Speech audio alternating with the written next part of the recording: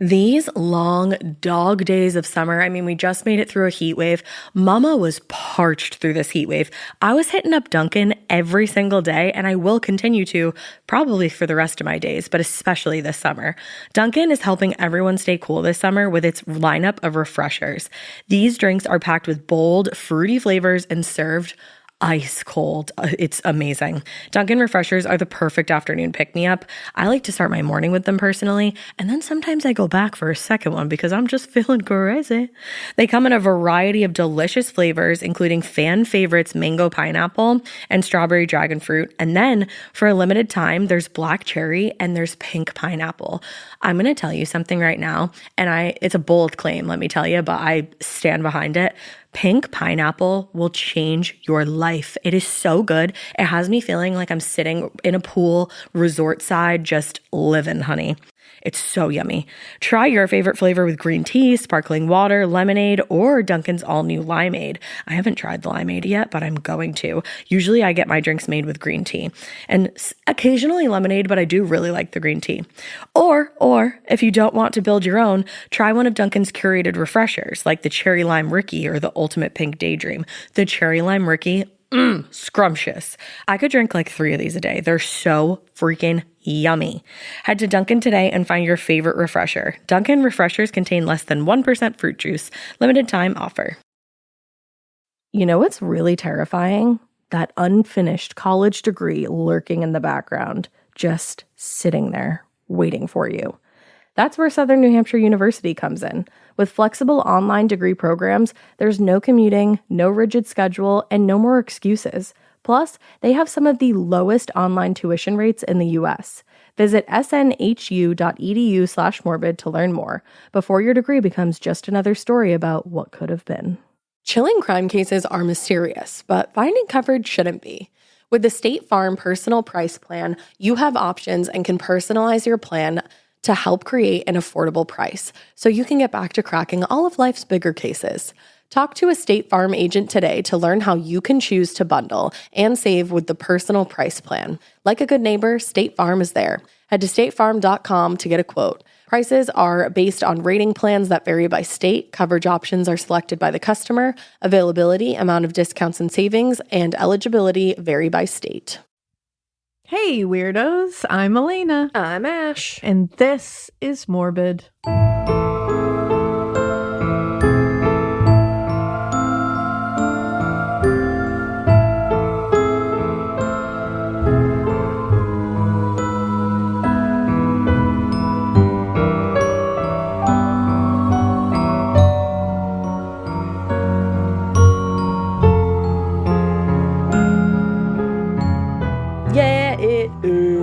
Today we're doing a survivor tale. Ooh, I feel like we haven't done a survivor tale in a minute. We have not. And this one I have had on my list forever, but was scared to do it because it's a plane crash survivor. Have you ever really talked that in depth about your fear of flying? I've probably mentioned it. I don't know how far I've gone into it. So we're going to be covering the survival tale of Juliane Koepcke. This was back in 1971. We're going to go through what happened, her life, and her journey after she survived. Juliane, I'm telling you guys, after you hear this, go read her book. Like, go to learn more about her life. Like, she is such an inspiring lady. Ooh. So inspiring. Like, outrageously inspiring. She flies all the time now. After this. And when you hear what happened, you're going to be like, excuse me? So this is actually, I didn't know if this was going to help or hurt. Do you think it helped? I think it helped. Okay. Because I'm like, well, fuck me. If Juliane can get on flights, what the hell am I complaining about? Right. Like, what the hell? You're like, I've never gone down in a fiery crash. Oh, Lord, why would you say that out loud? So, Jesus Christ.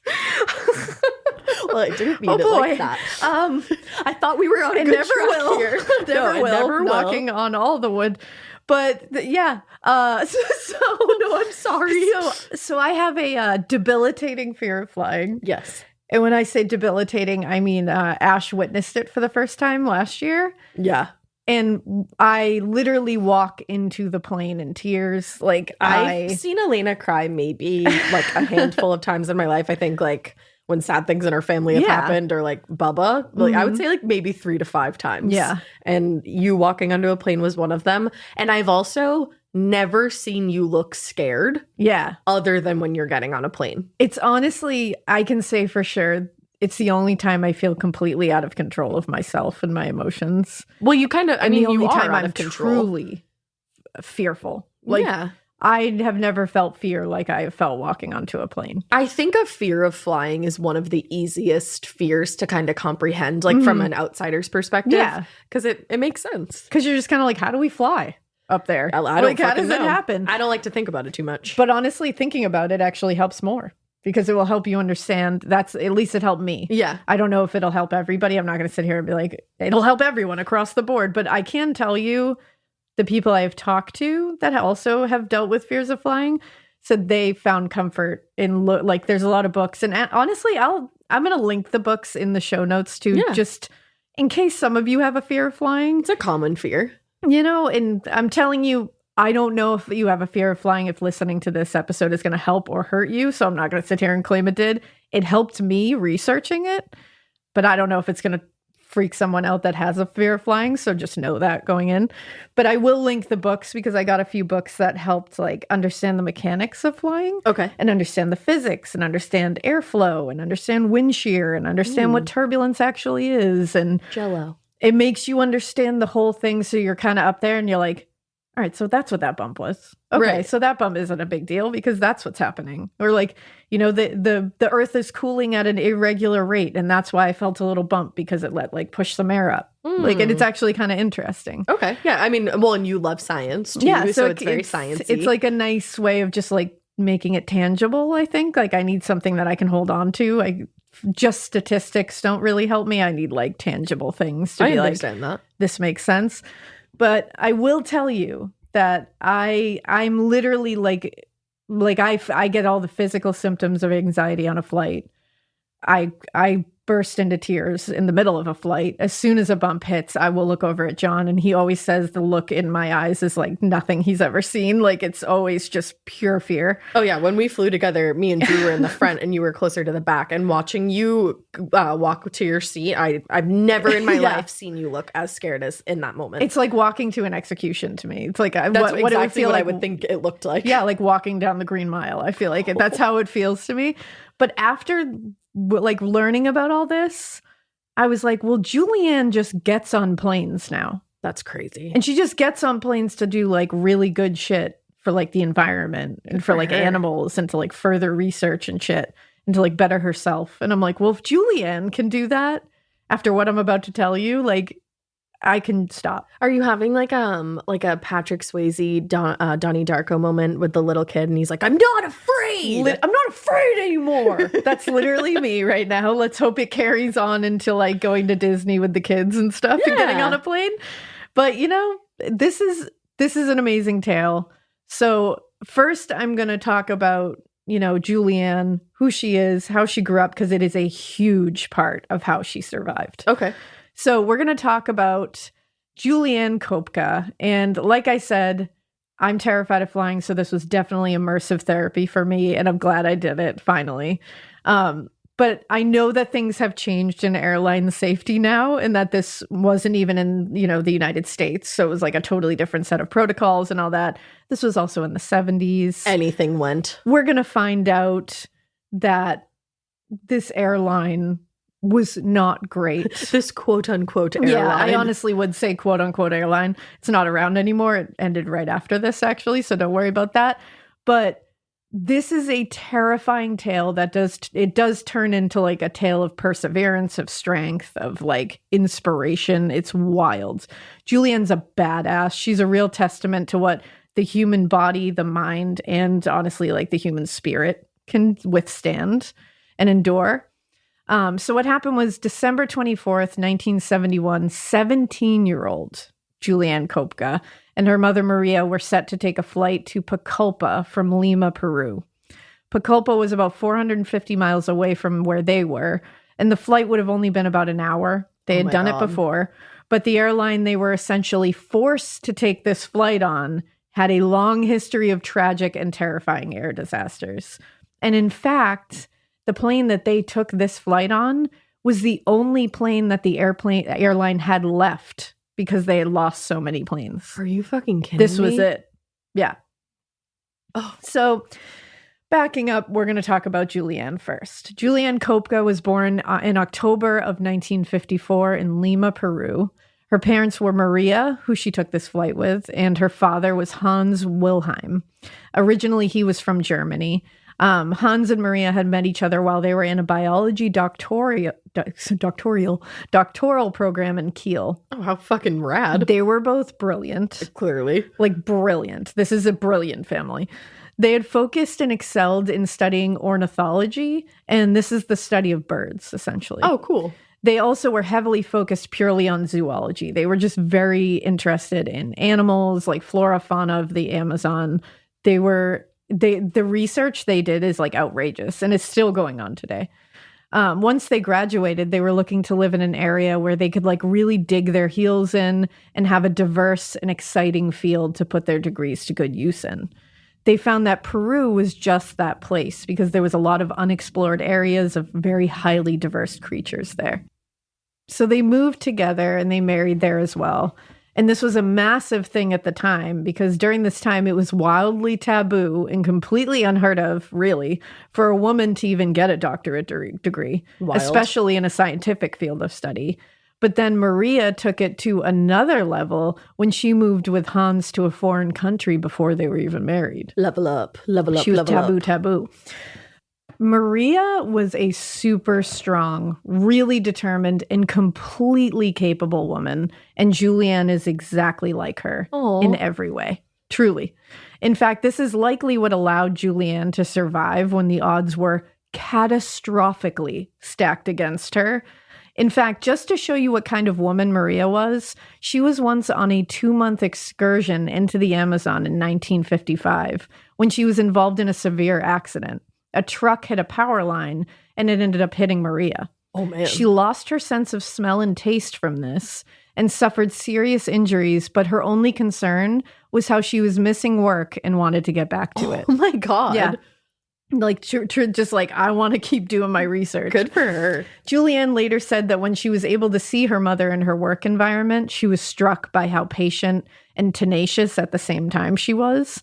And she said nothing would deter her mother from a goal. This served her really well because Maria published several books and pamphlets on zoology and ornithology and was one of the most renowned ornithologists in Peru. How incredible is that? And that's incredible anyways. Yeah. But the fact that women just like weren't Yeah. really allowed to do this back Exactly. then, Like, or weren't she- credited. She just plowed through any boundaries that were like figurative or physical in front of her and was Yeah. like, no, I'm doing this. She was like, I don't give a fuck. I'm going to do it. Yeah, she's a badass. Now, her father, Hans, was just like Maria. Like, they found their match in each other. Hans was someone who never backed down and never complained either. He just did what he wanted to do, did what he had to do, never complained. Whenever I hear about somebody that doesn't complain, I'm like, I complain so much.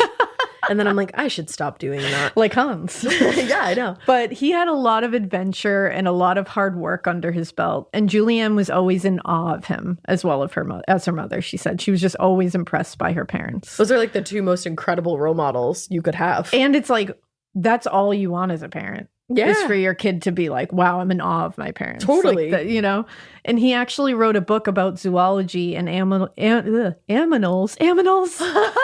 Because I was about to with the kids too much. I did, and I was about to say Amazon and animals at the same time, so I hard. just reversed them. Animals in the Amazon rainforest called the basis for a universally valid biological theory. That. Do you know it? It's a massive tome of knowledge at over 1,600 pages and Girl. covers everything you could ever want to know about animal life in the rainforest. That's wild. Like wild. Wildly, he had survived his own perils in his lifetime as well. He had been offered a job in South America, and this being the 1940s when this happened, he had to make his own way there. So he hitchhiked and hiked on his own through the Alps to get there. The fuck? Then, when he was later in Italy for his studies, he was kidnapped and held in a prison camp in Naples. And he escaped. And my ass this morning is like, I don't want to get out of bed. Yeah. I was I'm like, tired. Like, they didn't do my coffee right at Starbucks. Yeah, fucking My whole day is ass. ruined. God damn. This, honestly, this was a good It's a wake-up case call. to begin the new year with. Yeah. Because it gave me this, like, oh, shut the fuck up energy. And, Yeah. like, just do your job. So what she wrote in her book, which is I Fell from the Sky. Oh. Yeah. I'll link it in the show notes. When I Fell from the Sky. It's an amazing book. I'm proud of you for even saying those words. Yeah, it's an amazing book. I It can really only is. imagine. But my God, is it terrifying. She said, I often think of my father's long, arduous odyssey when I find myself in danger of becoming a little dispirited. Yeah. And she said, his story is an illustration for me that it pays not to let things get you down. Girl, I'm saying. Isn't this is a good, like, Yeah. Happy New Year? Uh-huh, Like, for real. Let's listen to Juliane. Juliane is writing my anthem. She's writing everything. So they had both built really impressive lives and careers around themselves through hard work and just discipline and perseverance and passion. They were thriving as a family. After their wedding in Lima, Peru, Maria found out that she was pregnant with her remarkable daughter, Juliane. I love this story so far, but I'm getting I sad know. because I know. They did have a wonderful life together, I will say that. Good. After Juliane was born in 1951, Hans's brother, Joachim, moved to Lima as well. And this was Hans's brother. Yep. Unfortunately, Joachim, he died shortly after moving due to spasms, I guess. Huh. But it was tragic, and still the cause of death is completely unknown. And after his death, Hans's mother and his sister traveled to Peru to be with the little family and to kind of just like welcome Juliane into the world. Yeah, and but kinda it was like kind of like hold a each sad other. moment. Yeah. Do you think spasms was like seizures? I and think they it probably was. just didn't realize it. Yeah. Yeah. I imagine that it was probably like, epilepsy. Right. Now, Juliane's childhood seemed like it was pretty wonderful. Yeah, it sounds like it. She remembers being surrounded by animals and family, which sounds pretty great for a kid. Oh my God. It's like the fucking wild thornberries. It really is. It just hit me. There you go. She also learned compassion and hard work very early on from her very impressive and very hardworking parents. She would help her mother a lot nursing sick birds and taking care of young chicks that lived in their home. Oh my God. Because Maria would take in any sick bird and she love would nurse that. them back to health, always. Can you imagine how rewarding that would be? And seeing your mother, like, that is teaching true empathy and compassion. Compassion, yeah, for absolutely. something that most people don't show compassion for. It's so true. And something that can't give anything back to you. It's Well, just that's- something that you are that's- purely giving to. Exactly. And not getting anything back, but you just a sense of, I helped that. That's the main thing know? there is like it can't do anything for Nope. I mean, it can be beautiful. Exactly. But it's can't like, do much in return. It's not going to sit there and pay the bill at the end, I was just gonna say that. But in fact, through all of the hundreds and hundreds of birds that Maria and her daughter brought into their home sick or injured, not one of them died under Maria's care. Wow. All of them were saved. The importance of compassion and kindness were certainly a big deal in their home, but they also needed to make sure that Juliane knew the perils of living in the Amazon rainforest. They taught her a deep appreciation for the wonders, but also the vast dangers that lurked within it. Totally. She was quickly shown how to survive and navigate the world around her without modern technology. They wanted her to always be prepared to make something out of absolutely nothing. And it's so fortunate that they did that. I was going to say, it sounds like it would have been a major key. Oh, the most. So they took her as young as 5 years old onto hikes with them through the Amazon, where they would camp out in very simple tents or sleeping open in sleeping bags. Wow. And taught her how to survive there. My goodness. And what to avoid, what would help her, what kind of things she could eat, what she shouldn't even touch, how animals act around humans when they're going to attack, how animals act when they are just curious, all of that. But because of her parents' hard work and willingness to make themselves uncomfortable for their careers and betterment of their families' lives, they were doing pretty well financially. They had a maid, Alida, who Juliane became very close to. In fact, she is still close to her today. I love They that. still have a relationship. She had very fond memories of this time in her life, and she said the people that she was surrounded by, like the best. kind It of sounds people. like it. When she was of age, Juliane attended the Alexander von Humboldt School. It's a German-Peruvian private school in Lima. This school was pretty prestigious and was mainly catered towards international students from like pretty wealthy families. She had friends and again holds very good memories of this time in her life. She said she was a very normal kid, very happy, very healthy. Yeah. It had always been Hans and Maria's dream to take their research and conservation passions and skills to another level. And they wanted to open a conservation and research center in the Peruvian jungle. How fucking awesome. And they did. I knew it. Yeah. Of course they did. You didn't even have to say that. They did. They were finally able to achieve this in 1968 when they opened their facility called Penguana in 1968. There they planned to live deep in the Peruvian jungle, they thought, for about 5 years, studying the native flora and fauna. The thing was, Penguana was far away, like really far into the jungle. It took days and days and days to travel through rivers, trails, jungles. It was super dangerous. It was long. It was arduous. During their trek, they would sleep wrapped in wool blankets on riverbanks. Thank God. And had to truly use all of their skills to survive together. But Juliane later said that at the time of this journey, she was 14 years old. Wow. And she said at the time she wasn't psyched at the idea of living in the jungle for years. She's like, I loved the whole thing, but like, I didn't want to actually live in the jungle for years. She said, quote, I was less than thrilled by the idea of living in the jungle. I imagined sitting all day in the gloom under tall trees whose dense canopy of leaves wouldn't let a single ray of sunlight in. But luckily, because of her closeness with her parents and her adventurous and a very adaptive spirit, she was able to really find that she loved living in the jungle with her parents. She leaned in. It wasn't easy, though. They had a house that was on stilts and had it had like half walls and just like a canopy over it. Wow. It had to be really high, like very high, to stay away from predators and flooding. And she would have to stay away from poisonous creatures like spiders and snakes and all that while doing just about everything. Yeah. Anything. Like sleeping. Yeah. And all manner of animals were all up in her business at any given time, like bats and like in the house, like, you know, fruit bats. And there would be all kinds of like things just crawling in there, and they'd have to make sure that they were out and not poisonous. There was no electricity, no running water, because they didn't want any modern devices making noise to scare animals away. Like they didn't want a generator because that would keep all animals away. Right. So they were researching.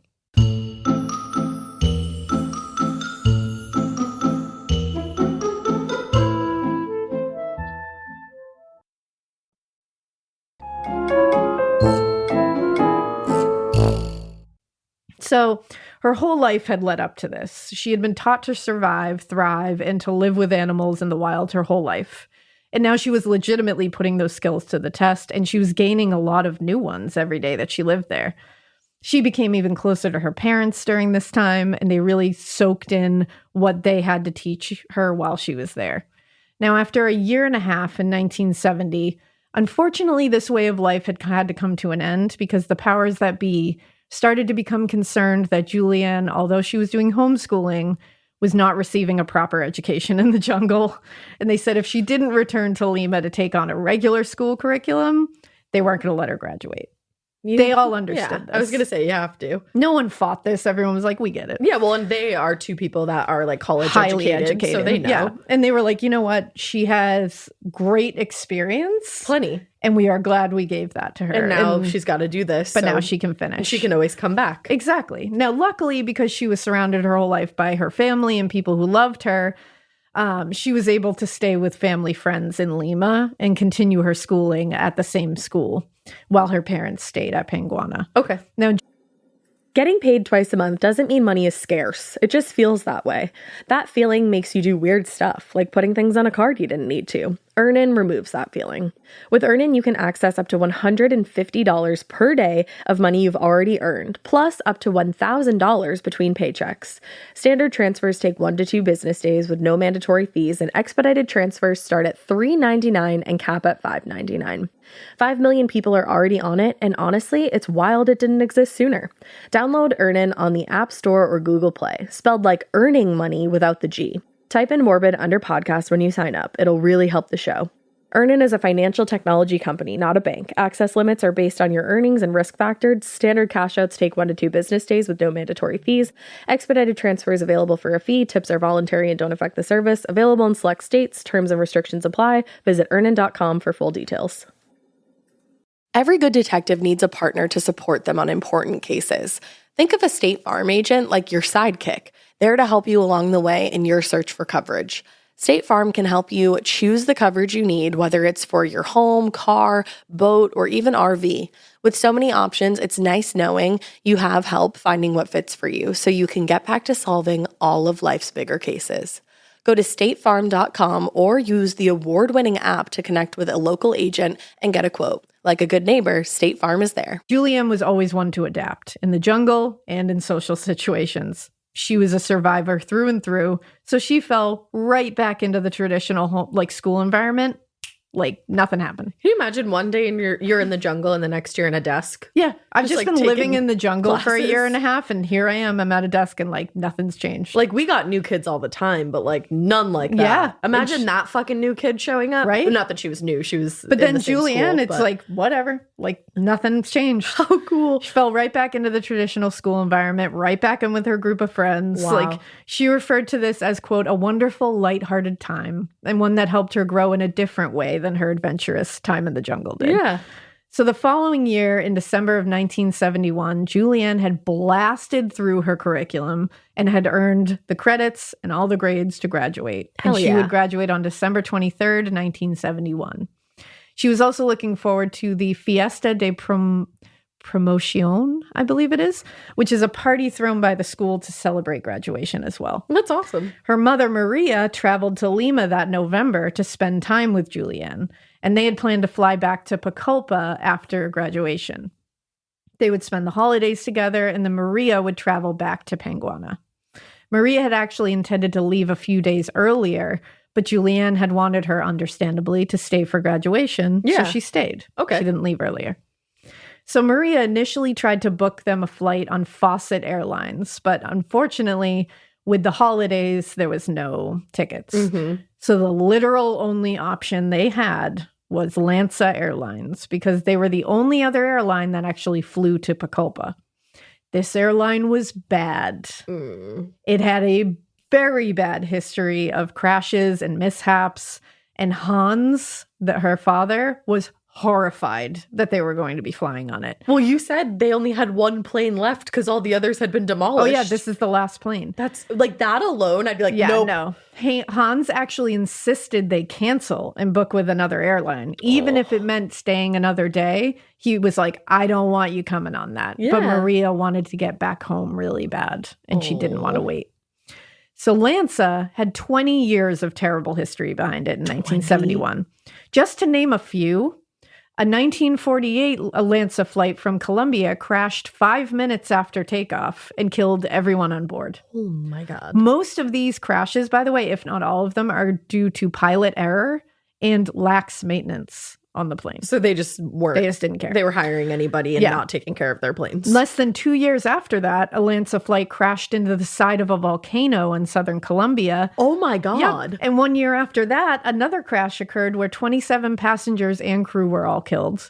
In 1966, a Lansa Flight 101 carrying 49 people went missing in the Andes, and it was found that due to pilot error, it had crashed into a mountainside. Oh my God. In 1970, a Lansa Flight 502 from Cusco to Lima carrying 99 passengers, 50 high school students as well, dropped from the sky when an engine stopped working because it caught on fucking fire. Oh my God. Lax engine maintenance and pilot error were this issue. Double time. So it was checkered. God. It was The other checkered. thing is, it's like, how are you flying into the side of a volcano in a mountain? You're not supposed to be that low. No, and that's you the were problem. supposed to be way up. It's pilot error. These The are all, fuck? nothing is being maintained, was being maintained on this I'm airline. like, were they pilots even? That's what I'm saying. So this was definitely checkered. It was bad. It was tragic. Nightmare airline. In fact, people would say about Lansa lands on its belly. But sometimes these things seem less dire when you really want to get home. Mm-hmm. And sometimes you don't take it all into consideration. It's like one of those things. Or when you're 19 and you book a little bit of a wild flight to Texas and you're just like, oh, the $120 flight, I'll take it. Yeah, you did that. So That's what I'm still astounded by that. I did there and back. I'm astounded by that. That was a cheap ass flight. Whew. So Maria actually said to Hans, not every plane's going to crash. And booked the tickets for December 24th. Oh. So Christmas Eve, Juliane and her mother arrived to chaos at the airport. Because of the booked airlines, everyone was vying for the remaining Lansa's flight. And since Lansa had crashed so many planes, like I said, they only had the one. There was one plane left in this entire airline. But this one plane, Juliane said she looked out and she was like, I don't know, it looked brand new to me. All right. She's like, it looked fine. Like, it didn't look like it was beat up. It's not like I looked over there and there's like a propeller hanging from it. Like, it's just like... It wasn't all crusty and dusty. It looked like a plane. So she said she believed it looked completely fine. Completely frightful. Like, to this day, she's like, it's not... If I had looked out there and it looked janky, I probably would have questioned a little bit. But she was like, you look at a plane and it looks brand new. You don't know. No, what the hell are you supposed to know? Yeah, exactly. Now, Lansa Flight 508, model L188A, was actually a plane that was designed specifically for flying in desert conditions. So not the rainforest. No, this would be a flight through the Andes. It was not made for this at all, and actually could not withstand heavy turbulence, which it would undoubtedly face over mountains and rainforests. Oh no. As if this isn't bad enough, and this is wild, as if it wasn't bad enough, this plane was also made with spare parts of other airplanes. I don't know why I can't talk. Sorry. Spare parts from like whatever planes. Girlie, this was a junkyard plane. This was just it was a Frankenstein plane. This was Herbie fully loaded, but worse. This was Herbie not loaded. This was bad. This is just Herb. But at the time, no one knew this. So it's like no one was told, hey, by the way, this plane is made from pieces of other planes. I think they would all question that a little bit. Oh my God, I can't breathe. Now, Maria and Juliane sat in the second to last row, 19. The flight, like I said, was supposed to be an hour, and there were 92 passengers on board. About halfway into the flight, 30 minutes or so, they brought lunch, and as they collected it a bit later, they entered directly into a stormy patch of clouds, a thunderstorm. Juliane, now, I know now, after doing a lot of research, that pilots don't want to fly through storms, and they don't. They will divert the airplane around the storm, even if it means adding some extra time to your flight. Of course. I would much rather that. And we would all much rather that. Juliane says she felt a jolt and some severe turbulence. Luggage and things began falling from the overhead bins. Panic started ensuing pretty immediately. She said, and this is going to get I can feel my entire body lighting up right now. So if you have a fear of flying, even if you don't, I am going to talk about a pretty scary experience on a plane. Yeah. If you would like to skip ahead a little bit, I understand. If you don't want to hear this part, it's going to be pretty quick. I don't have a fear of flying, and I'm not even kidding you. I'm in my fight or flight. Yeah, she's holding her hands. So this is a little scary. I just want to tell everybody.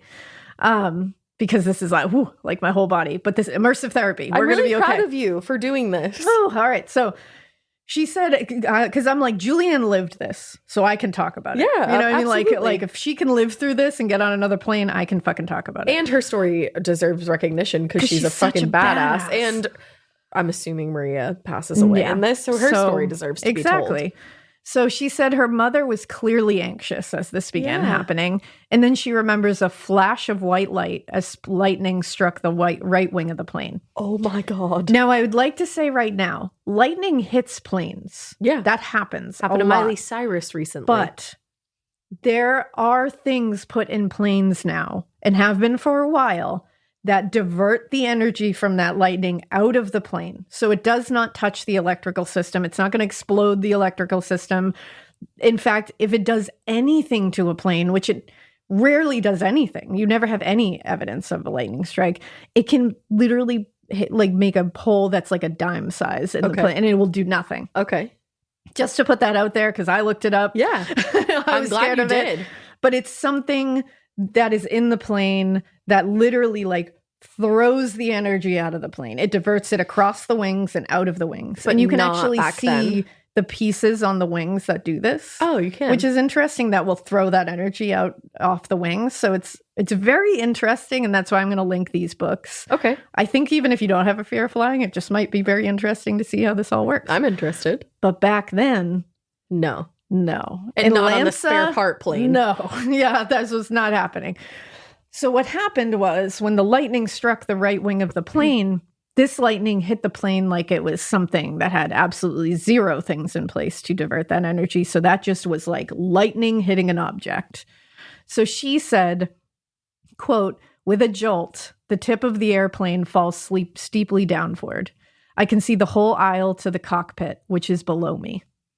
People are screaming in panic, shrill cries for help. The roar," this is the part that I was like, oh, "the roar of the plummeting turbines, which I will hear again and again in my dreams, engulfs me." This part gets me every time. "The last thing she heard, which she said was clear as glass over everything, was her mother saying quietly and calmly, 'Now it's all over.'" Oh my God. How And immediately chilling. afterwards, the plane went into a sharp nosedive right after she said that. And she said, "The turbines, I couldn't hear them. I couldn't hear anyone else screaming. I just heard my mother say, 'Now it's all over.'" Oh my God. I am literally, my entire body is lit up. I am covered in chills. Oh my God. And to hear your mom say that. Now it's all over. And your badass mom, Yeah. who you have seen face everything in this world and And do everything she Not could. even to cry it, Just not even to calm. yell it, just quietly and calmly say, "Now it's all over." A lot of people say that, like, the moment before you realize you're Yeah. about to die, it's weirdly calm. Like a calm A lot of moment. people say that. It just, whew. Oh my And then God. this is even scarier. When Juliane opened her eyes again, because she said she could hear those turbines that roar, because we've all heard that in like TV or movies, when you hear that, like a plane, something happen. Or even when you're starting to land, you hear that like, Yep. like it's that, but those are so much louder. And she said it kind of like blacked her out. Yeah.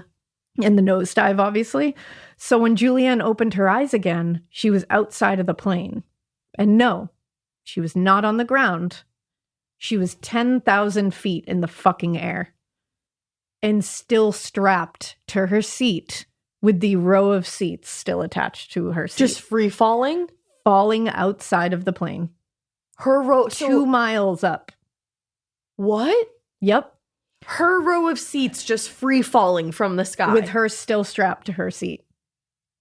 What? It was Werner Herzog who later said about this, and we'll talk about Herzog after this too. He said it pretty perfectly. He said she did not leave the airplane left her. Yeah. And as chilling as that statement is, it's also very correct. The plane had been essentially blown apart by the lightning, and her row of seats with her still strapped to it was spiraling to the earth.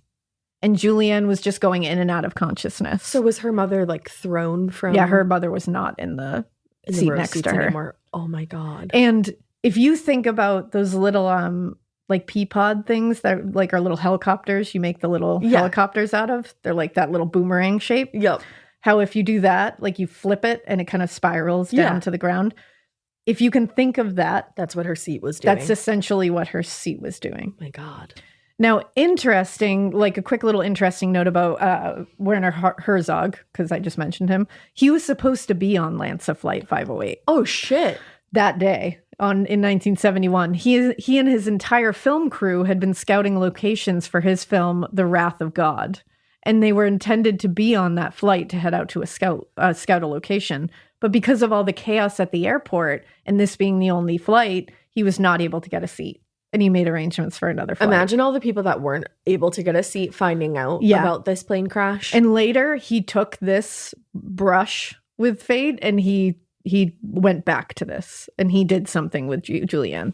So we'll get to that after. But she survived, remember. She survived falling more than 10,000 feet to the ground outside of the plane, strapped to a row of seats. How? Now, Juliane, being brilliant, attributes her survival partially to this row of seats she was still trapped to. like I said, it began spiraling as she fell, and this caused wind resistance, and it caused it to slow as she was falling. Right.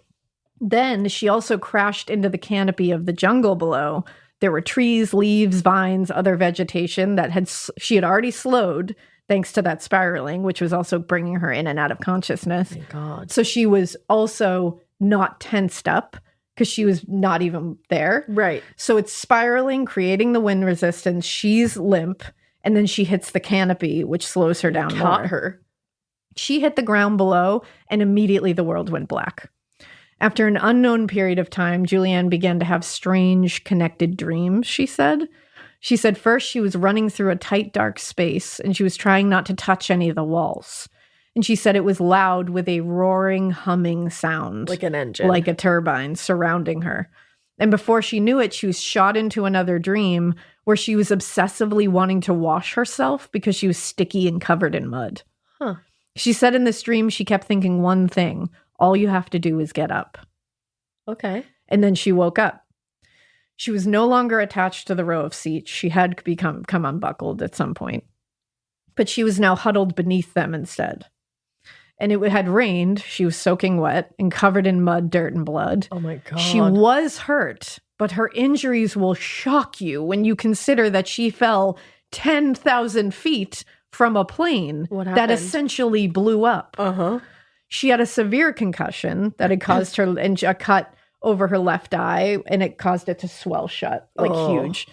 She had a broken clavicle, which that hurts. I'm not saying any of these injuries are good or easy. No, but when you would expect her to be falling 10,000 feet, I thought she'd be in pieces, to be quite all honest. of her bones broken. Now, a very deep laceration on her arm and a pretty big open gash on her leg. Oh. Later, she found out she had ruptured a ligament in her knee, but she didn't even know about it. And she said, weirdly, she didn't feel pain at the time. That's wild. Her body must have just She been was in shock. coursing with adrenaline. Yeah. Juliane said her first thoughts that were clear were ones of helplessness and, quote, a boundless feeling of abandonment.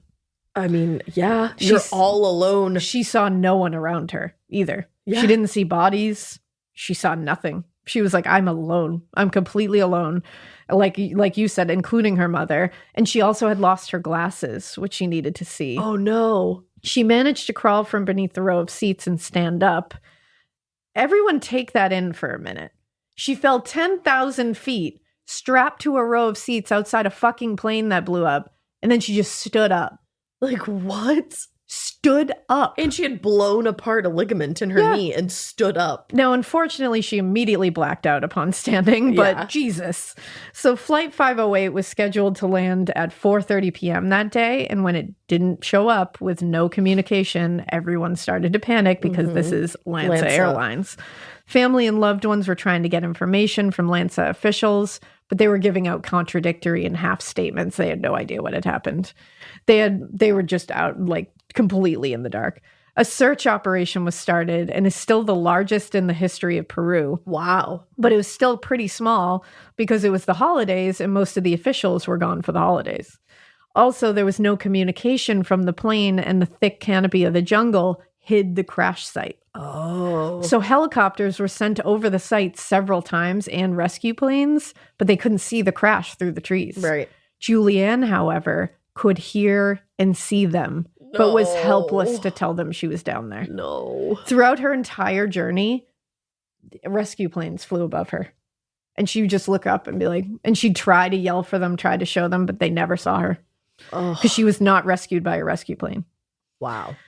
So day 2, so she was out for the entire day. She blacked out, gone. Didn't wake up until the next day, which was Christmas morning. Yeah, exactly. And she was unable to stand without passing out, but she fought and fought, tried to do it slowly and slowly, but she kept passing out, coming back. That concussion must have been gnarly. And think about how sick and awful you feel when you pass out. Yeah. If you've ever passed out. She was just doing it over and over again, just trying to stand up. That's so much on your body. And she finally got herself onto her knees and she stayed conscious. And after a lot of time and a lot of struggle, she was finally able to stand. And when she did, this is when she realized that her clavicle was broken. Oof. She said horrifyingly, quote, the two ends had pushed on top of each other. Oh. But they had not broken the skin. and she couldn't feel the pain from it. What? So she could feel the two ends that had broken pushed on top of each other. Like the middle part. Like that. And she could feel it, which I'm sure was an outrageous, even if it wasn't pain that she could feel, it was outrageously uncomfortable. She dealt with this for 11 days. Oh my God. 11 days. And she has like multiple open wounds. Oh, yeah. She was shocked that she was not feeling a lot of pain. And once she had stood and assessed her surroundings, she was again confronted with the reality that her mother, who had been sitting in the seat next to her, was nowhere to be found. Right. No one was. She wasn't seeing anyone. She was completely alone, not even bodies. And she said it was the loneliness of this that was the worst part. Of course. She said it made it her mission to find her mother. She was like, even if my mom is dead, I need to find my mom. Now, this is when those instincts and those years of her parents teaching her survival and strength kicked right in. It's almost like her whole life led up to this. Yeah. She was in the jungle. She knew the jungle. She knew how to survive this. And although she had never done it under these kind of circumstances, she was ready to be that bad bitch that she is. And in her book, Juliane says that she immediately told herself one thing. She said, quote, with calm and methodical thinking, you could master almost any situation in which you end up in nature. I think that's such a good motto to live by. Calm and methodical thinking is like my lifeline always. It's so true. And I think it really is, if you can calm yourself, which is no easy task, and you can get into that methodical thinking space, you really can get through most things. That's exactly how you get out of an anxiety attack. It's true, but it's easier said than done. Of course. Like, you can do it if you really, really find the tools to do it. Mm-hmm. Now, Juliane said, first things first. Of course, I want to find my mother, but I need to put my oxygen mask on first before anybody else's. Mm-hmm. So she knew the first thing she had to do was find a source of fresh water. A human can only last 3 days without water. She started licking the leaves she found because it had rained. Mm-hmm. So she was licking water off of all the leaves and like drinking it off the leaves. Smart. And she hadn't found a bigger source of water, so this was just going to have to hold her over.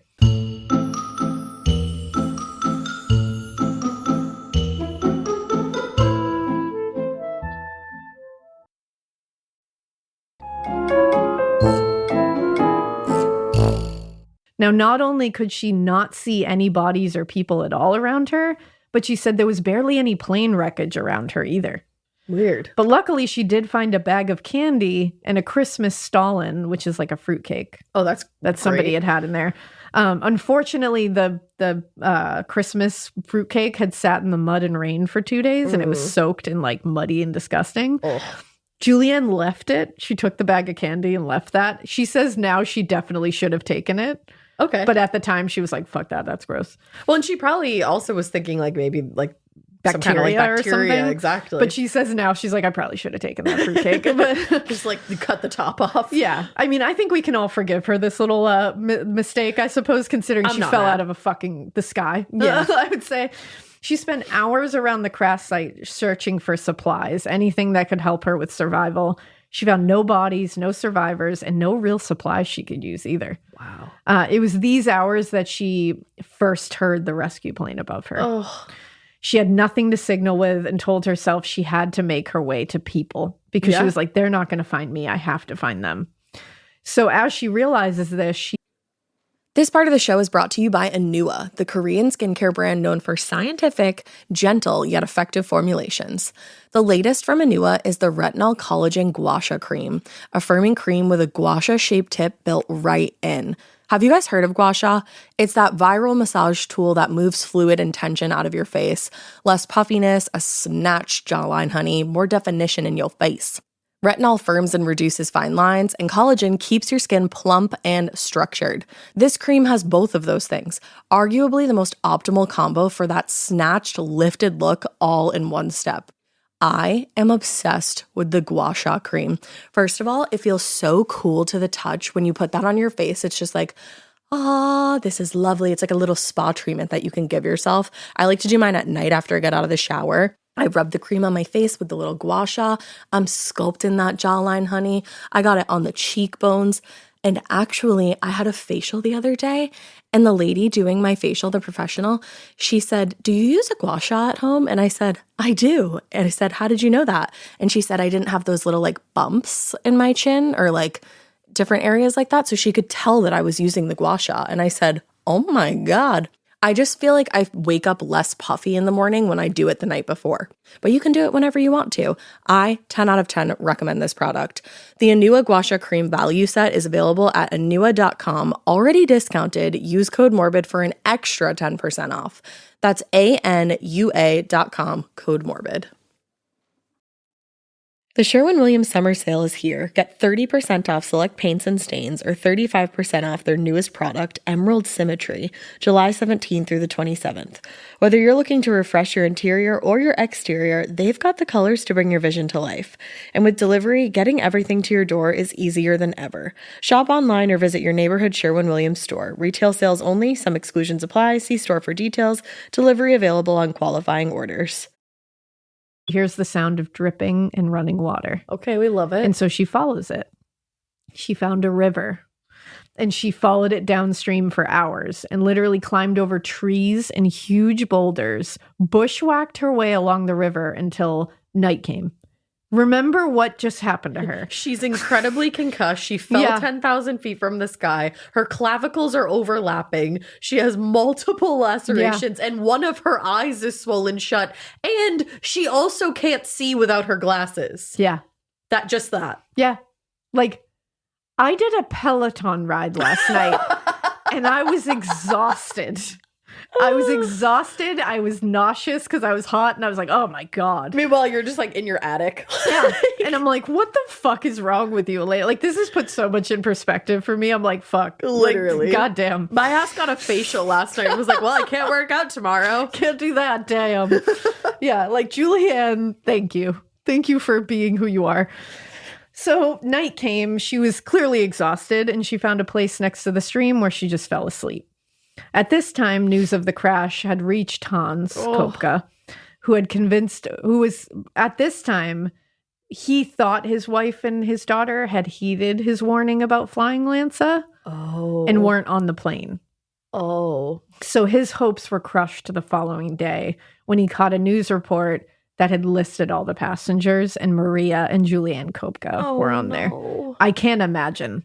And knowing that feeling. Knowing that he didn't even want them on that flight. Oh, and to have some sense of calm, like, no, they weren't on that flight. They weren't on that flight. They weren't on that flight. I told them not to get on it. And then, like, Juliane knowing that her father didn't want them on that flight, not knowing what happened to her mother, knowing that her mother just wanted to get home to Christmas. Hans, like, just wanted to get to him quicker. Yeah. Him knowing that she just wanted it, like, it's horrible.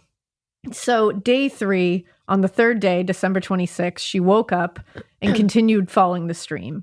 It was winding and not straight, which made it more difficult and long to follow. And the obstacles were still there, but she took them all like the badass she is. She recalled seeing a Goliath bird-eater spider on her way. I looked it up so you don't have to. It's a giant tarantula that eats birds.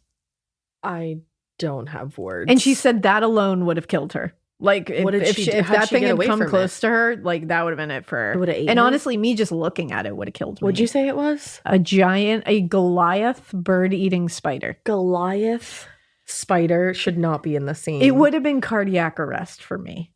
It's giving sinister, babe. I don't know if you guys follow. Babe. Guys, you need to follow. I don't know the TikTok name now. Shit. Hang on, I'll pause. There's a TikTok that you guys absolutely need to follow. Yeah. Okay, you tell them the TikTok name, and then I've got a hot goss to throw on you. So there's a TikTok account that's given sinister vibes. I don't even know how to describe it, but it makes me laugh and gives me joy. Just go follow every the account. Single time that I watch any video, and it is at Sinister Pond Babe. Okay. I'm going to link it in the show notes because I hope she gets 1 billion followers because I think she just reached like 100K followers. And I'm like, let's get her to 1 million. Let's bring her to the billions because a million. It's the way she tells stories and she has the best accent. And she says babe after everything, and she'll say it's giving sinister babe. And I've been saying it in my real life. Can confirm. All the time. It's giving sinister. It's dark-sided. It's dark-sided. She is so fucking funny. Please follow her. Please follow her, babe. I want Babe's page to just blow the fuck up. To pop off. I want to make it pop off because she's so fucking funny. And this is truly the Goliath bird-eating spider is sinister, babe. So sinister, babe, that it's inch-long fangs, babe. Act like hypodermic needles, babe. Yeah. Yeah. Inch-long fangs. Yeah. It is giving dark-sided. And she had to see this sinister spider. Oh my God. She had to see this thing along the way and just avoid it. No. Just hope to avoid it. I feel like they're crawling all over me, babe. Yep. But besides that sinister moment, babe, she also had to climb over boulders, fallen trees. She had to dodge other animals, other insects. She faced it all with a concussion, a swollen eye, and a broken clavicle. I'm not well, Throughout bitch. the entire journey, she heard the continuous sound of planes above her, searching for missing flight 508. To be that close to rescue and to full well know, like, Yeah. I'm so close, but it's not It's going to right happen. there. Like, I have no way to let Yep. them know. Right there. And you just keep hearing it and you're like, yep. And then you're probably like, they're going to give up. It's awful. When are they going to give up? Right, When am I going exactly. to stop hearing that? How hopeless. And when I stop hearing that, that's the true, like, no one's coming. Yup. Like, now the Amazon had jaguars, cougars, and at least 17 different species of supremely venomous snakes. Yeah. Finally, after hours and hours and hours and hours, the stream opened up into a big river, and into it, Juliane waded because she thought, okay, I'm going to just float down this river. I'm going to let the current take me. I'm going to hope to make it There's somewhere. water snakes, aren't there? Remember, the Amazon is a constant barrage of threats to humans. In the water, there were several different types of caimans, What is that? which are like tiny looking little alligator things. They're very fuck. dangerous. I say tiny, but they get big. I'm a see. They're scary. There's anacondas. My anaconda don't. No. And stingrays, piranhas, bull sharks sometimes. Yeah. But remember. Bull sharks are among the most dangerous. Oh, yeah. And there's some in this fucking river. Yeah. Piranhas just make me think of Wednesday. Yeah, there you go. So, but remember, Juliane is a bad bitch. Always remember that. Never forget it. And she has also been prepared for this shit her whole life. She would lead. Yeah, right? I'm sorry to interrupt, but you said tiny. And I know. I don't know. Because sometimes I'm thinking of baby ones are tiny and cute, but like big ones are scary. They are thickums McGee. They're huge. And they will eat you in one little they're bite. They're like alligators or crocodiles. Like, you know what I mean? Like that kind of. It's an alligatoroid. Alligatoroid. There you go. That's terrifying. But what she would do is she would lead with one foot. And she said she found her sandal, like one sandal. Oh, And so she would lead with the sandaled foot okay. and feel things out in the water. Smart. And then she used a large walking stick to touch in front of her before moving forward. So she didn't step on anything. Exactly. The entire time she was walking, she was just slowly eating the candies out of the bag just to keep her going. Just to picture her, like, I'm just picturing her with like a big old bag of Skittles. Yeah, just sitting there eating them, just floating down the Amazon River. poking out for piranhas, bull just sharks, after falling alligators. 10,000 feet out of the sky. The fuck? Now, hours of walking through the water was when she finally saw a piece of the plane wreckage. Okay. It was in the middle of the river. She saw a large turbine. That, no, it's that fear of big things that are not supposed to be. I'm doing the nah motion right now. Like, Like, cut not it for out. me. Like, cut it out. Yeah. Uncle Joey cut No, it cut out. it out. I don't want seeing a large turbine in the middle of a That's river. not it. That's giving sinister vibe. That's given dark sided. That is the most dark-sided. Because I'm telling you, go follow that You account. gotta. I'm telling you. You gotta. It'll just give you joy. When you need a little pick-me-up, you need to laugh at something silly, this is the account for you. Yep. I don't know why. But it is. You're Sometimes great. things just speak to your soul. If you're listening, the person who owns that account, you're fucking great. You're And you've sinister, given me- babe. You are sinister, babe. You're giving me a lot of joy. So she said, Marie Kondo what sparks joy. Juliane said was she just stared at this turbine. She said she stared at it and she was just amazed at what she was looking at. But mostly she said, which I'm like, this is Juliane. She was like, but then I got happy because it meant that I was likely going in the right direction to find more pieces of the plane and possibly more people. Yeah. She said she was convinced that she was not the only survivor. She kept saying to herself, she's like, there is no way that only I survived this plane I can crash. understand that. There has to be more survivors. Yeah. And she said years later, she would return to this memory of seeing this turbine in the middle of the river. Yeah. And she said she would return to it over and over and over again, think about it all the time. And she said it would just amaze her how like she had this weird detachment from discovering proof that a plane had exploded around her. Yeah. Like she was like, I was looking at a piece of the plane that I had just been sitting on 2 days earlier. Yeah.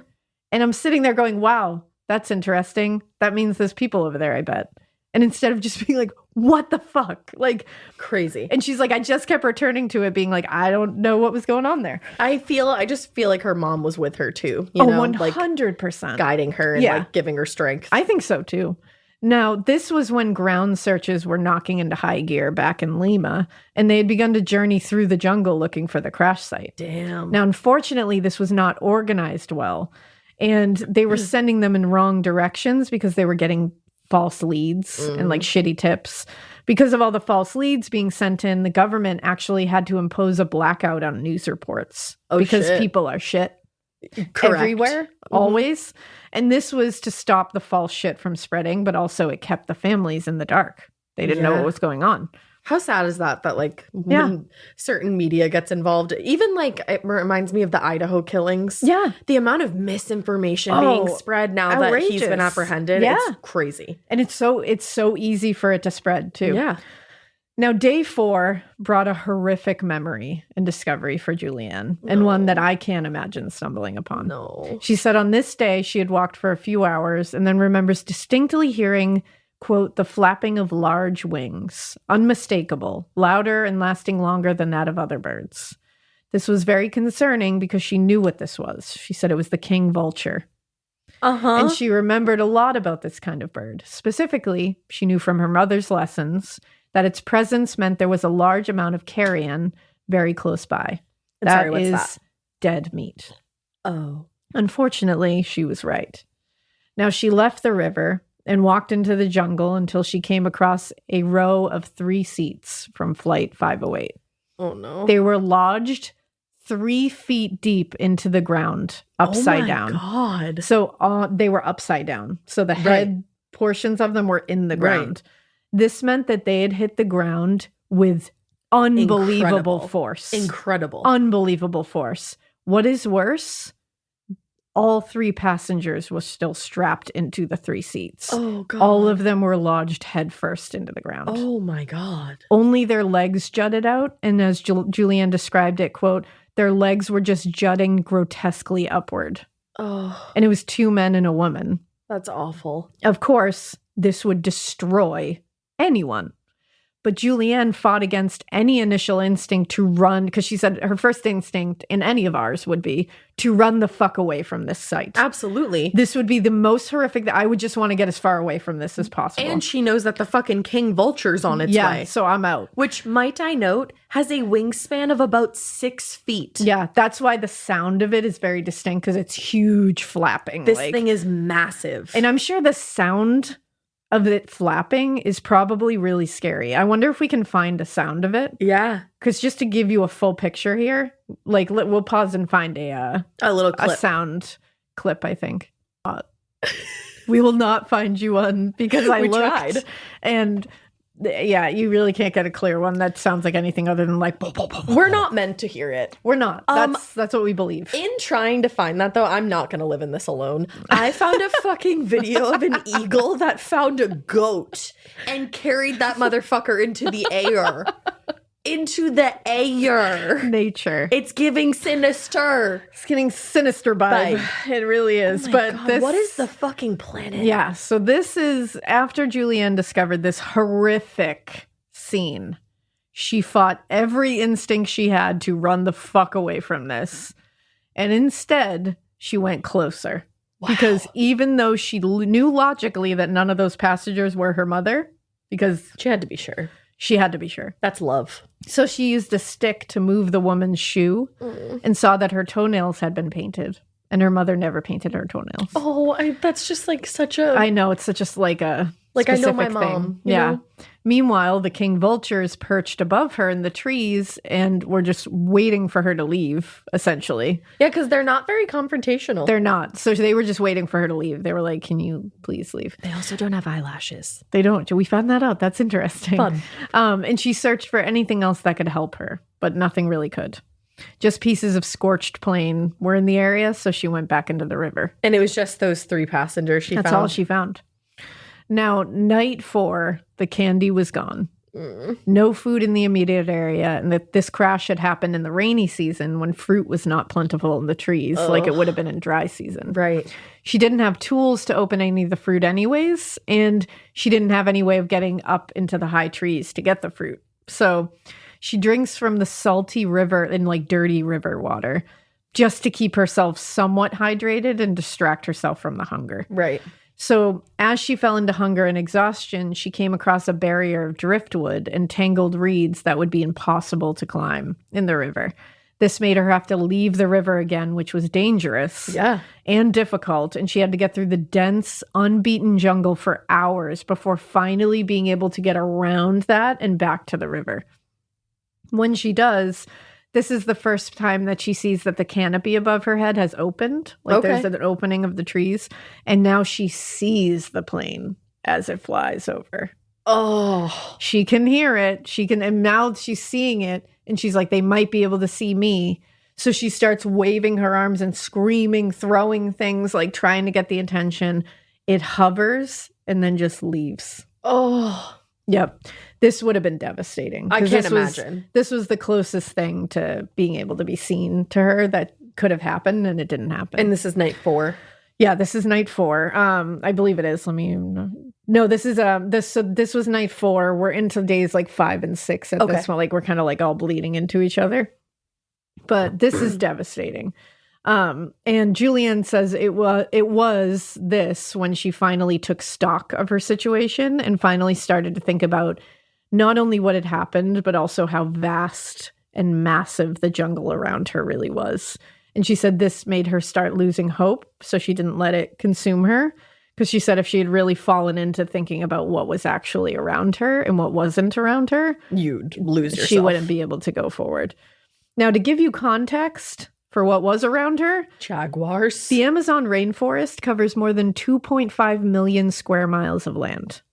Wow. 59%, or a little under 1.5 million square miles, is in Peru. In 1.5 million square miles of rainforest land, there are really estimated to live just a little over 1,000 people. Wow. Yeah. In 1.5 million square miles of land.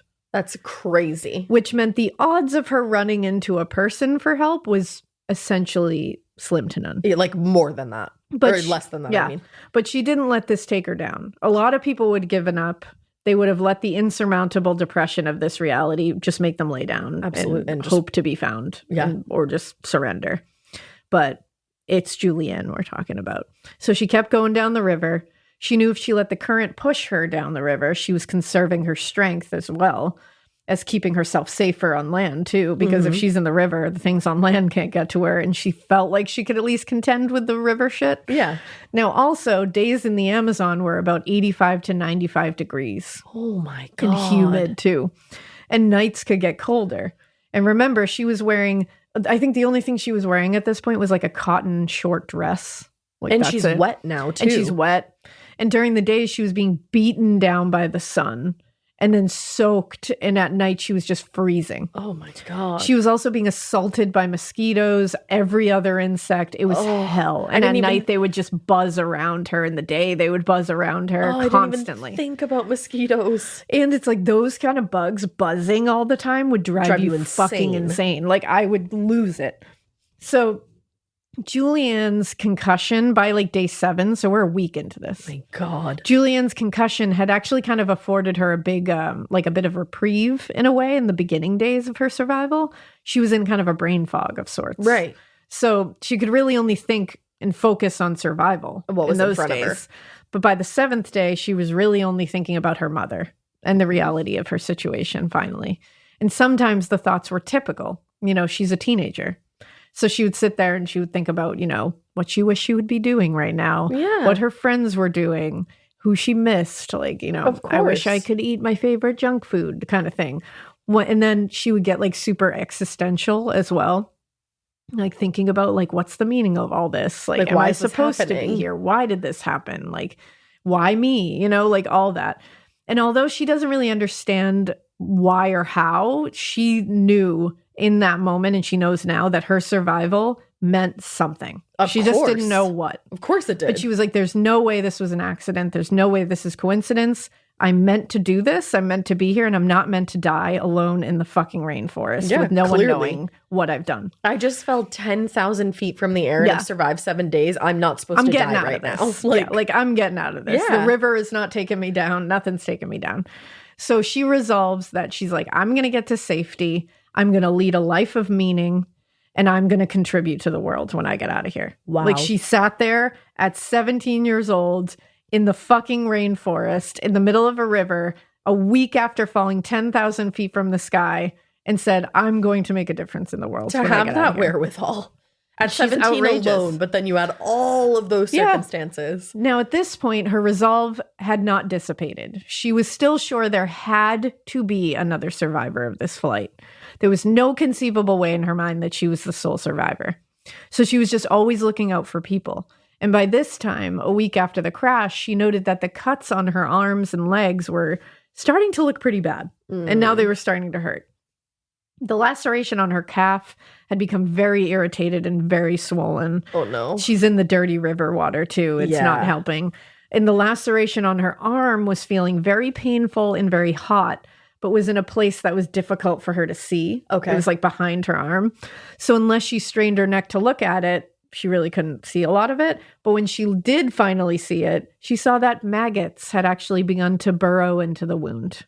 Oh my God. Yep. Flies had laid eggs in the wound, probably while she was sleeping. Oh my God. She knew that it meant that if she allowed them to continue burrowing into the wound, They would it was eat her arm off. really going to get bad and possibly need to be amputated. So she tried to pull them out herself. Oh my God. Using a piece of bent plain metal that she molded into tweezers. Oh. But she couldn't get them and just had to give up and keep going down the river with maggots in her arm. I don't even. Yep. She just was going down the river with live maggots eating the wound on her arm that she got when she fell 10,000 feet out of the sky. I'm not well, bitch. I am not well, bitch. This is coupled with another scary turn of events. Like we've stated many times before, Juliane was very experienced, so very knowledgeable about the jungle and survival. And she knew that most of the animals in this jungle would probably be terrified of her and pretty much keep their distance. They would run from her normally, but she now sees that they were making themselves known and seemingly watching her, following her, acting curious of her. I was so fucking stressed. What this told her was that they had probably rarely, possibly never seen a human before. Oh my God. Their lack of fear was evidence of that. This was a crushing blow to her spirit because she now knew that she was completely isolated from anyone else. Right. These animals had not seen a human before. Oh my God. She was the first one to roll through here. Oh my God. So days 8 and 9, it was now that the sun started to unleash the full assault on her body. Oh, and her like infected wounds. Oh, yeah. It was 8 days in, and she woke up in searing pain on her back and shoulders and realized that she had about a 2nd-degree sunburn on her back and shoulders that had actually broken open and was now bleeding. What the fuck? Yep. Unfortunately, she can't do literally anything about this and just has to keep going in this unbelievable pain while bleeding. Not like she has any fucking copper tone on her. Nope. This day is when she began to hallucinate as well. Her mind started to play a lot of cruel tricks on her. She keeps being sure that she's seeing houses in the distance. Oh, no. But it's just a sea of trees. Why does your mind do that? It's just, I don't know if it's, I think it's partially like a Preservation? survival thing, a preservation thing. It's trying to Keep get you going, in a keep cave. going. Yeah, trying to get you to keep going. She also has auditory hallucinations, thinking she hears chickens, which would mean that humans were nearby, but it's just jungle birds that she hears. This may have broken someone else's spirit, hearing and seeing things only to realize that they were not real. But Juliane said it made her strive even harder to survive because she was now determined to really see and really hear those things. Okay. Now, while she is hearing and seeing these false images and sounds, she accidentally gets her foot stuck in a sandbank. No. And it makes her trip and fall. Oh my God. Now, she's been traveling through the jungle for over a week straight with no food and little water, no medicine or aid for her wounds, and she is likely fighting various infections. When she hits the ground, all she wants to do is sleep. She was like, I hit that ground, and I was like, I can't get up. Like, this is it. And she can't fight the urge anymore. Her body is telling her, like, you go to sleep. Go to sleep. So she closes her eyes and just lets herself rest on the jungle floor for a few moments.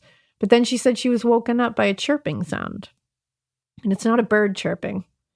She knows that sound. Go away. It's a baby caiman. When she opens her eyes, she sees a baby caiman. And then she sees its mother. No. And they are approaching her in a very aggressive and very threatening way. Oh my God. And she said if she jumped up like she wanted to, they would have attacked her and got her in an instant. She would have had no choice, no chance. But she said what she knew she had to do was just slide away from them. So she slid on the ground away from them slowly when every cell in her body was run. Screaming at her to jump up and run the fuck out of there. She was slowly sliding like a worm on the ground until she slid back in the river and let the current take her away and got away. Eliza fucking Thornberry. Yep. But unfortunately, this also cemented the knowledge she already knew that there were no humans anywhere near here because she said there was a large amount of caimans and that made it sure that there was no humans around. Fucking alligators, y'all. Yeah. Fucking alligators. Yeah. But the 9th day, she was beyond exhaustion, and her hunger was something that was no longer something she could ignore. And it just ate away at her. It's all she could think about. She tried for hours that day, she said, to catch poison dart frogs to try to eat something. You can eat them even though they're poisonous? You can eat them. I think there's a poison sac that I'm sure she knew where it was. And she said she tried for hours. Literally, all her energy was spent trying to catch these frogs. She couldn't? Couldn't catch one and ended up just falling asleep in the middle of it.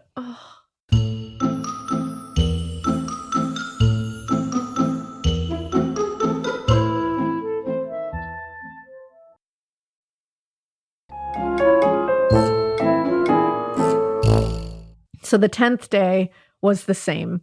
She just let the current take her down the river. And unfortunately, the river is now becoming less open and expansive. And now there are dams of driftwood and rocks that she's having to climb over and avoid.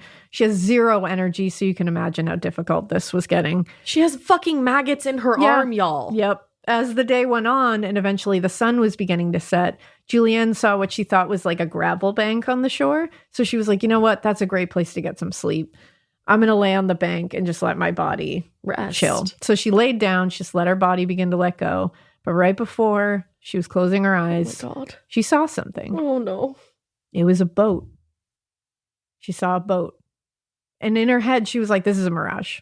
Like, close your eyes, look at it again. So she thought, she blinked. And when she blinked, it was still there. And she's like, and I looked around and it was still there, still tied to the bank. No one's in it.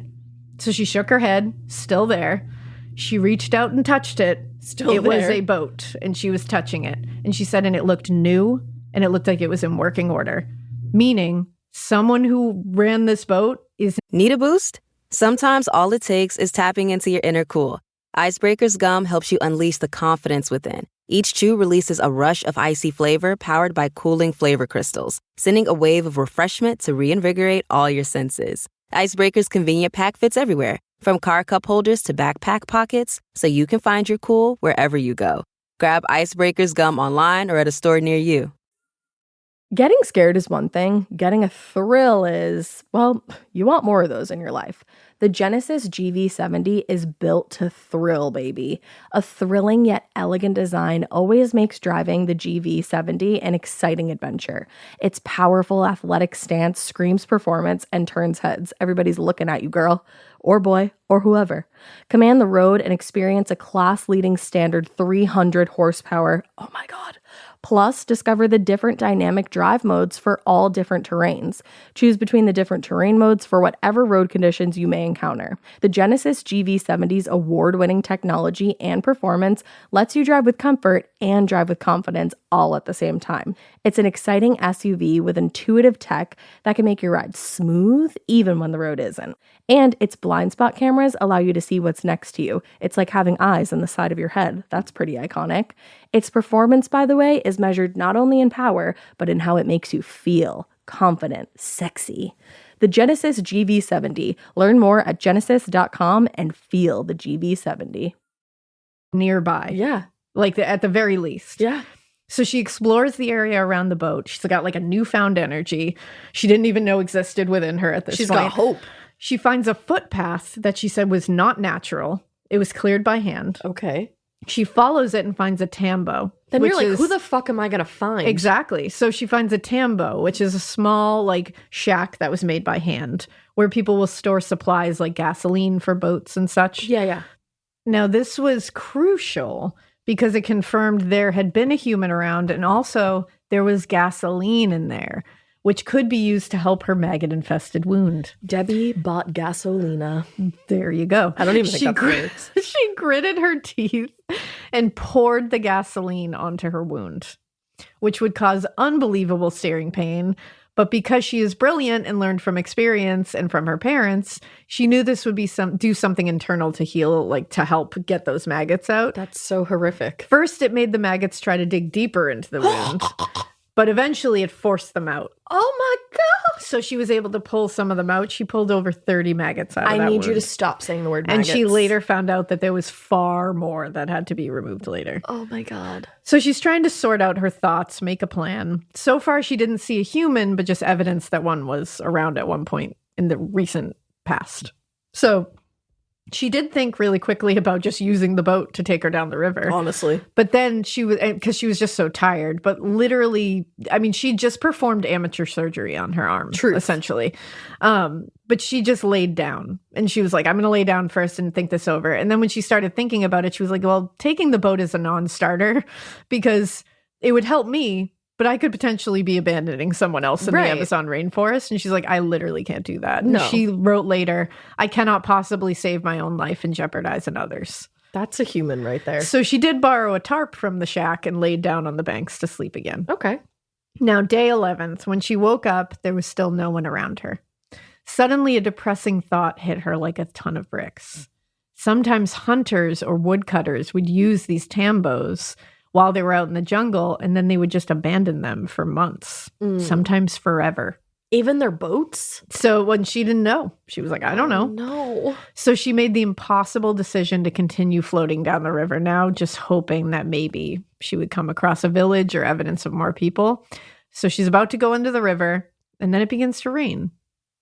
And once again, her exhaustion and her lack of nutrients and infection were making it impossible to move very much, and she didn't have a lot of strength. So she's like, you know what, it's raining.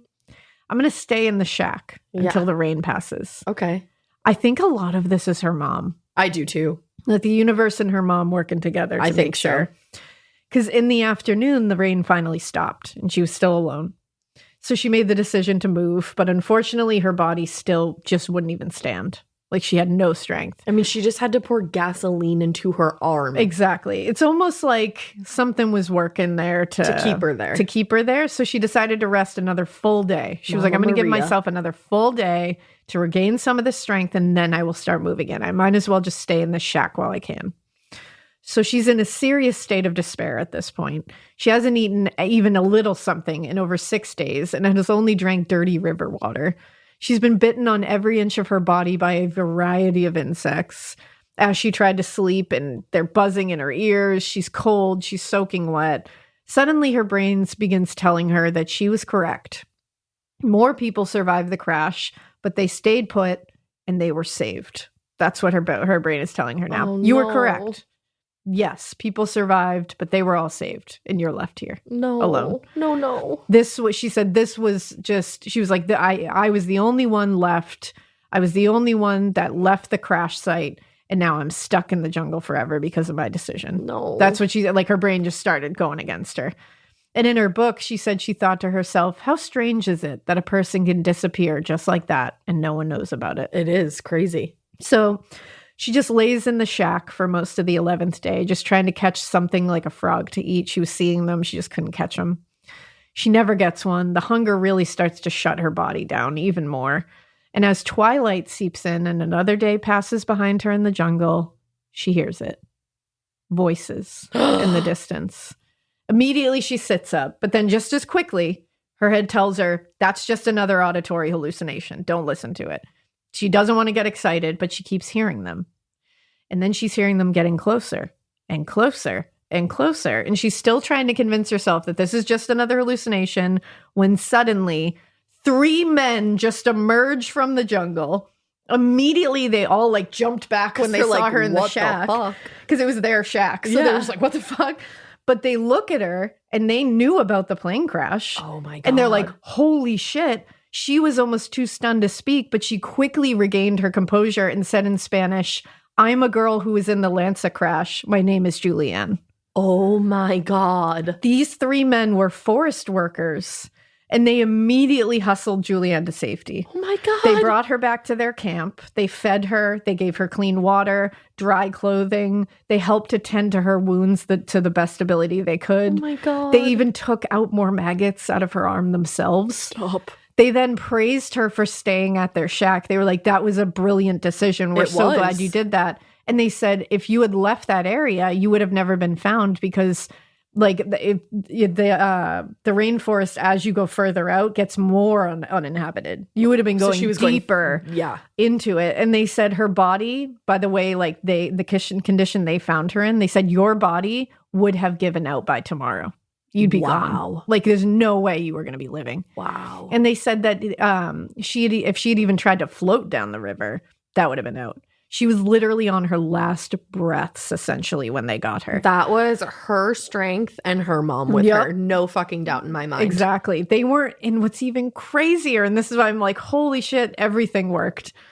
They weren't even supposed to have returned to the shack that day. Wow. They were but they wanted to make sure that the boat was still tied up after the rainstorm. Otherwise, they weren't coming back to the shack. Kismet. And they said they never would have found her. That all of that was meant to be. Yeah. 100,000 gajillion%. So she immediately asked them about other passengers, other survivors, and they tell her the airplane hasn't even been found and you are the only survivor. Oh my God. And she asked about her mother, even though they had just told her no one survived. And they said, no, you're the sole survivor. Can you imagine the weight of that falling on you? Hearing that, like, out loud. It's just you. She tells them the story, too, like, because they're like, you have to tell us. Like, what have you been through? Like, It's been almost 2 weeks. Like, what's going on? And so she tells them the story. Everything.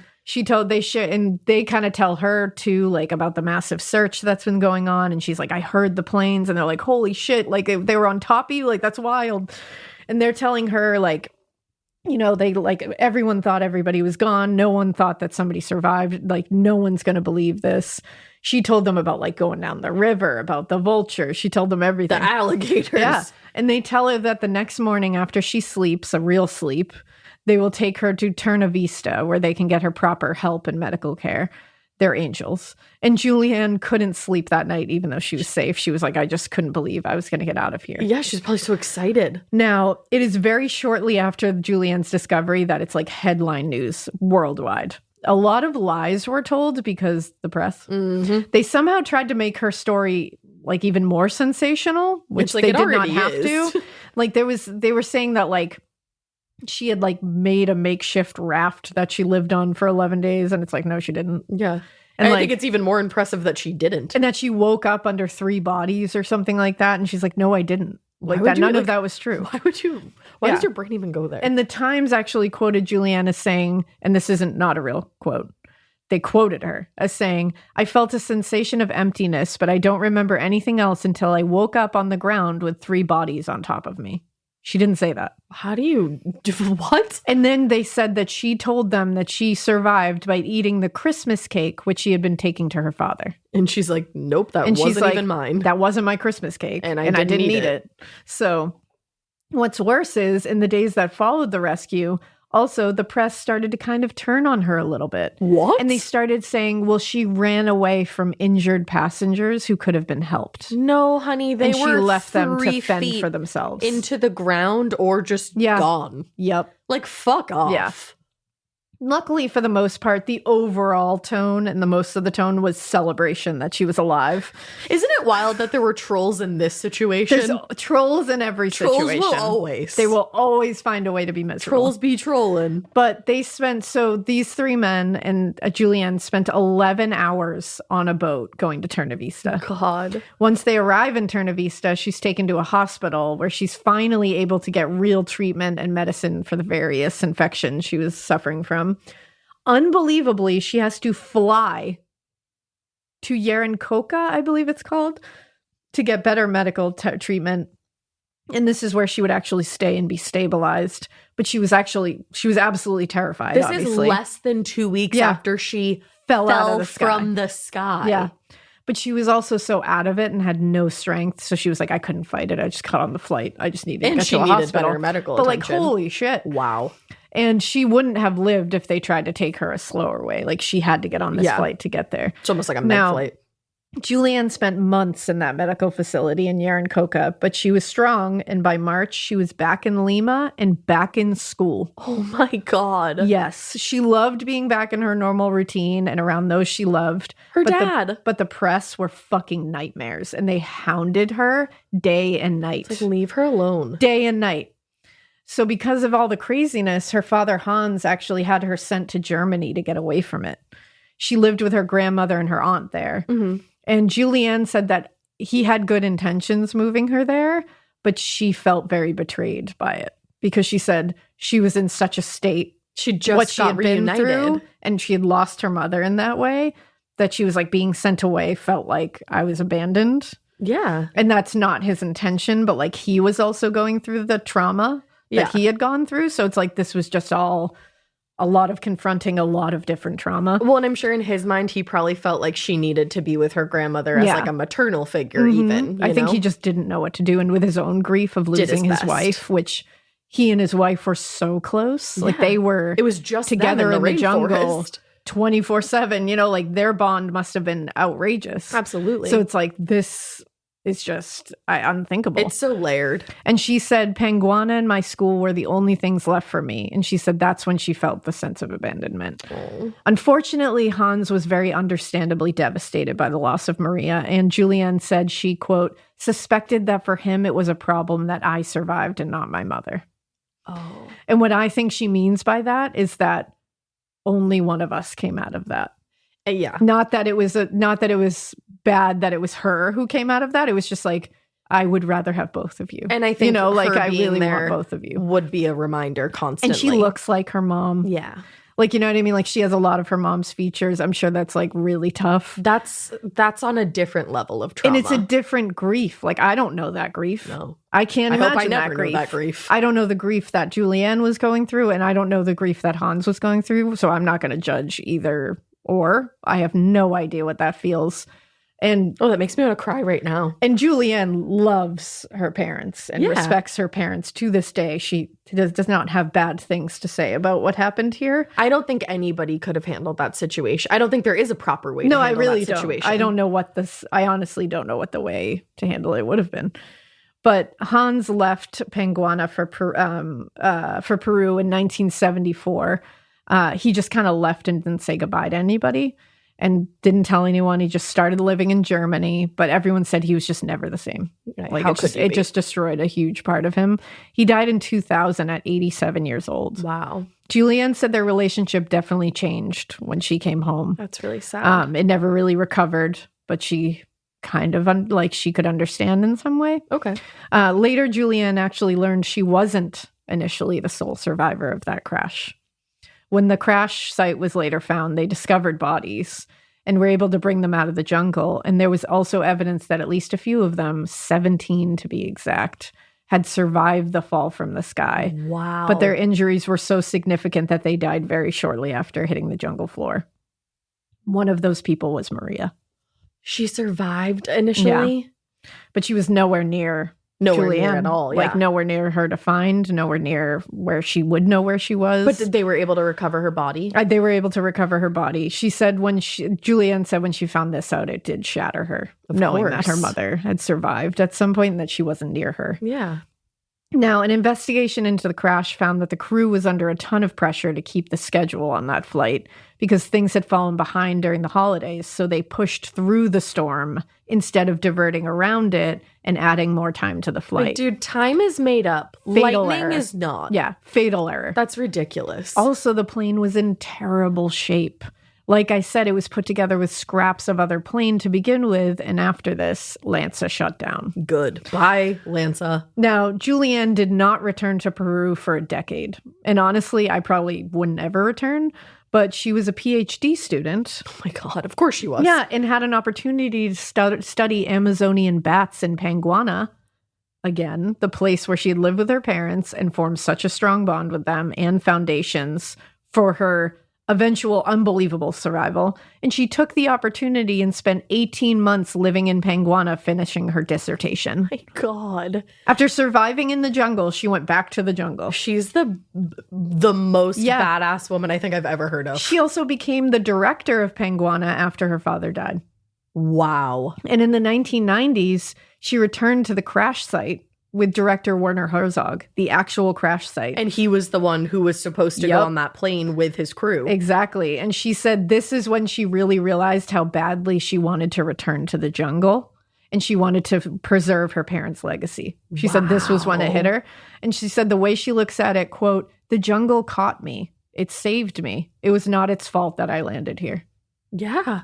How do you look at it that way? I don't know. Like, how do you have the fucking... You're a beast of a human. Now, we talked earlier about how filmmaker Werner Herzog was supposed to be on Lansa Flight 508. But he actually made a documentary in 1999 called Wings of Hope. Wow. And where he returned to the jungle and to the crash site with Juliane. They walked to where she crashed and also visited where she was rescued and the stops along the way of her unbelievable journey where she just tells the story. And she talks about all the emotions she felt, the pain, the numbness, the times when she thought she couldn't go on anymore. She talked about the isolation and feeling of loneliness that truly goes unmatched. I can't imagine. No, none of us will ever know what that's like. As they go through this experience, she would stop and pick up pieces of the picking up pieces of the plane that are still there today. Wow. It's just scattered over a crazy amount of space. And they actually visited Pucallpa, where there's a cemetery that many of the passengers from Flight 508 are buried. And there's a big memorial that the graves are all around. And there's this map in the memorial that traces with dotted lines from the crash site to Terna Vista, where Juliane was eventually healed. Wow. Under the memorial, there are the words Alas de Esperanza, or Wings of Hope. Mm-hmm. All 71 passengers and all 6 of the plane's crew died in the crash, with only Juliane surviving. That is so remarkable. Yeah. Today, Juliane Koepcke is married and actually goes by Juliane Diller, her married name. And she splits her time. She lives in Munich, and she also works as a librarian at the Bavarian State Collection of Zoology and Panguana. My God, she does it all still. She has spent decades in Panguana building it up, making the facility and the institute larger, with more resources. And it has actually been designated as a conservation area now. She flies all the fucking time. My God. All the time. Flies all the time, is making the world a better place, is treating animals, is studying, is researching, is bringing new information into the world, is fucking G. The G is G. There was a point earlier where you said she was like, all right, first things first. And all I could think of is first things first. I'm the realist. Drop this and let the whole world feel it. Like, that's Juliane. She's still in the jungle business. Juliane. My God. Is one of the most inspirational people I have ever read about. I want to play Truly. this episode for my children someday and be like, never fucking complain about anything. Complain. Like, I know we all No, of like course, everyone's we're allowed to still going complain to. about shit. Like shit goes down. Yeah. We're not saying like, oh, now you're never allowed to complain. No, I'm jokes. But it's like if you feel yourself slipping into a rut of like everything sucks and I'm mad and this is annoying to me and let Juliane guide your think way. about Juliane. Just think about Juliane. Just think about that journey. Just say, think about maggots in her arm. I could be stuck in the rainforest right now, face to face with an alligator and its fucking baby. I could be sitting next to my mother 1 second in a plane, and then I could be crashed Spiraling. 10,000 feet out of the air in the second.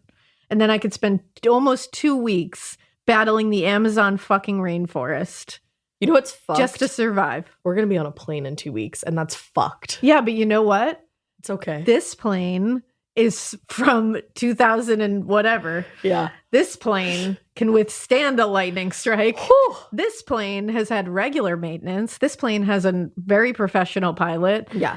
And flying is different now. I flew over tornadoes earlier last flying is year. different. So we good. It's Actually, true. I was flying the day that Miley Cyrus's flight was hit with lightning. That day. We all know that day. I know that.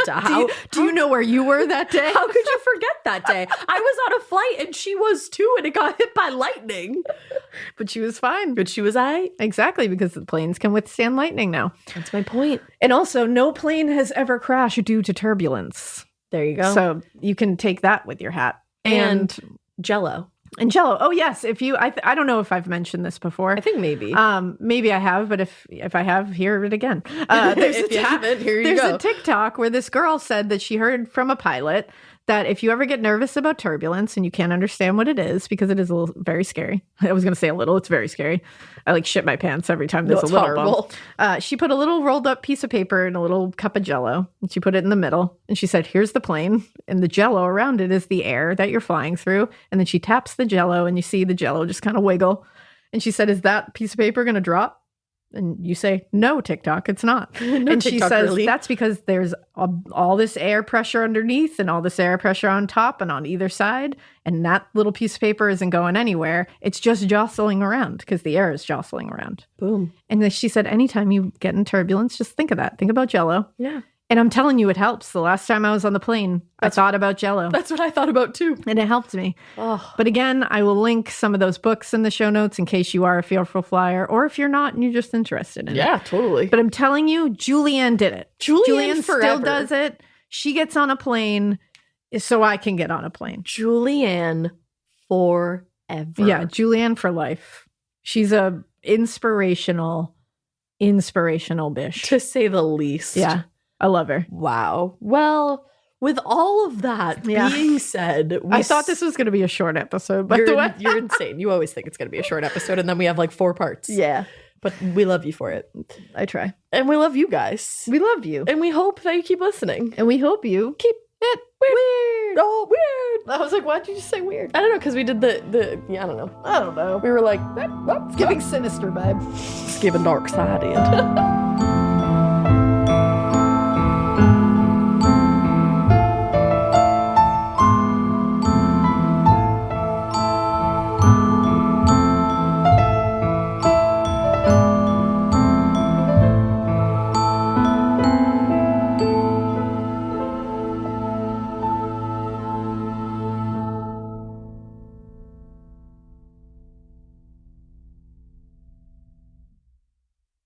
Hey, I just Venmo'd you for rent. Nice. Now I can instantly spend it whether I'm checking out online with Venmo or using a Venmo debit card. Say more. More exactly. Because the more you do with Venmo, the more you get. Like earning up to 5% cash back with Venmo Stash on a bundle of brands. So, order more pizza. The math demands it. Get the Venmo debit card. Venmo Stash bundle terms and exclusions apply. See terms at venmo.me/stash terms. Venmo checkout not available at all merchants. Venmo MasterCard is issued by the Bancorp Bank N.A. You wouldn't take financial advice from a 72 hours in a single day alpha influencer, would you? Same goes if you're in a car accident or any accident. Who you choose matters. That's why Morgan & Morgan exists. They're the largest injury law firm in America, and they've built their reputation by actually winning cases, not just talking about it. Over 1,000 lawyers across all 50 states and $30 billion recovered. Injured? Go to forthepeople.com/podcast. That's forthepeople.com/podcast.